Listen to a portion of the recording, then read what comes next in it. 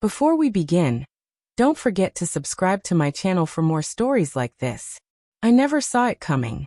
One moment, we were laughing about our weekend plans, imagining how we'd paint that tiny apartment together, building little routines that felt uniquely ours.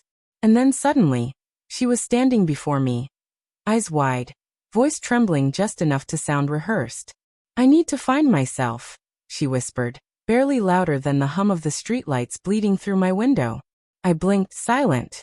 My instinct screamed to demand answers, to ask why, to search for logic, but something inside me stayed still. It was the strangest calm I've ever known. My pulse raced, disbelief burned in my chest, yet I didn't utter a word. She took a small step back, waiting for me to beg, to break, to fill the silence with desperate questions. But I didn't. I simply watched. Her fingers toyed nervously with the strap of her bag, her words hovering like smoke that refused to settle. She stumbled through explanations about self-discovery, about needing space, about feeling trapped, as if I had existed only as background noise to her awakening. I nodded once, slowly, deliberately, my face unreadable. Not because I didn't care. Not because 3 years had meant nothing. But because deep down I realized something simple. No excuse, no tearful apology, no poetic reasoning could change what already was. She was leaving. And whatever she hoped to discover, it wasn't here. And it wasn't me. The days that followed felt unreal. She packed quietly, avoiding my eyes, moving through our apartment like it was a stranger's home. I didn't stop her. I didn't argue. I didn't chase.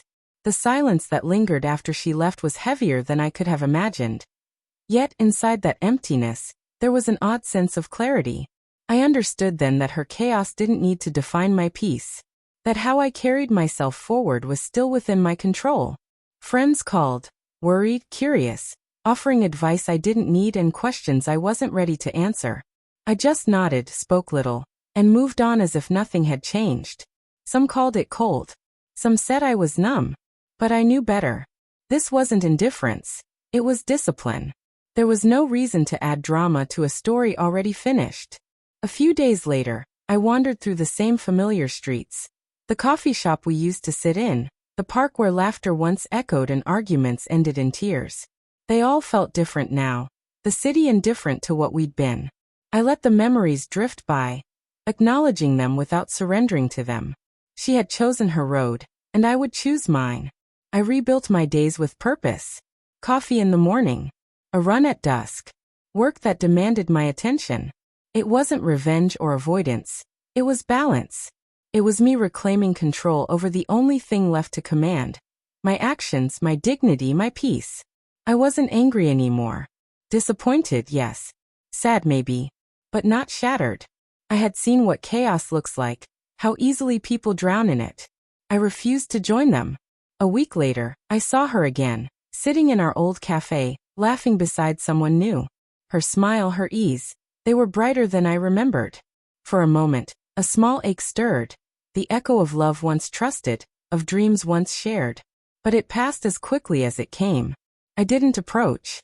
I didn't speak. I simply watched, letting the truth settle. She had moved on, and so had I, just in different directions. That calm that began the night she left, it never left me. I realized then that heartbreak isn't a storm you survive. It's a mirror, showing you what you'll endure, what you'll protect, and what you'll rise above.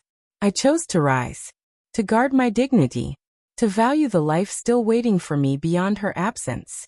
Later that night, sitting by the window of my quiet apartment, I reflected on the lessons hidden in sudden goodbyes, the quiet power of self-respect, the strength of restraint, and the peace that comes when we stop clinging to what was never fully ours.